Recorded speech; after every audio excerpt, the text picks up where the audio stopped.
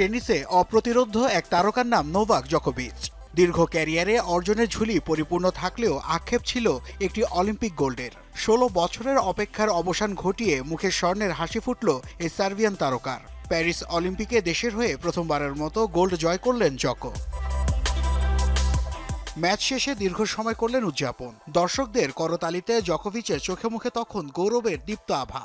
অধরাকে ছুঁয়ে দেখার আনন্দে আপ্লুত হয়েছেন বারবার।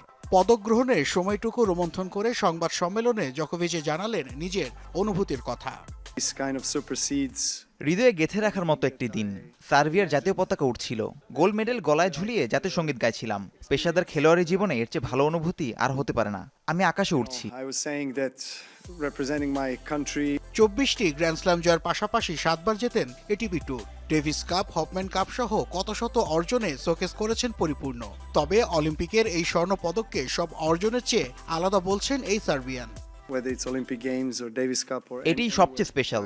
এই দিনের আগ পর্যন্ত আমার ক্যারিয়ারের সেরা মুহূর্ত 2012 লন্ডন অলিম্পিকে পতাকা বহন করা। তবে এই অর্জন ছাপিয়ে গেছে সব। এতদিন যা কিছু আমার কল্পনায় ছিল, এর সবকিছু ছাড়িয়ে গেছে তা। অলিম্পিকে একটি স্বর্ণের জন্য নিজেকে উজাড় করে দিয়ে খেলার কথা জানান জকোভিচ। এই গোল্ড জয়ের জন্য আমি মন প্রাণ উজাড় করে খেলেছি। দেশের জন্য করেছি আমি। সার্বিয়াকে এই সাফল্য এনে দিতে পেরে আমি গর্বিত। ফাইনালে কার্লোস আলকারাজকে হারিয়ে স্বর্ণ জিতলেও এই তরুণের প্রশংসা করতে ভুলেননি নোভাক জকোভিচ। অকপটেই স্বীকার করলেন এই স্প্যানিশই এখন বিশ্বের সেরা টেনিস খেলোয়াড়। নাসিফ শুভ, যমুনা স্পোর্টস।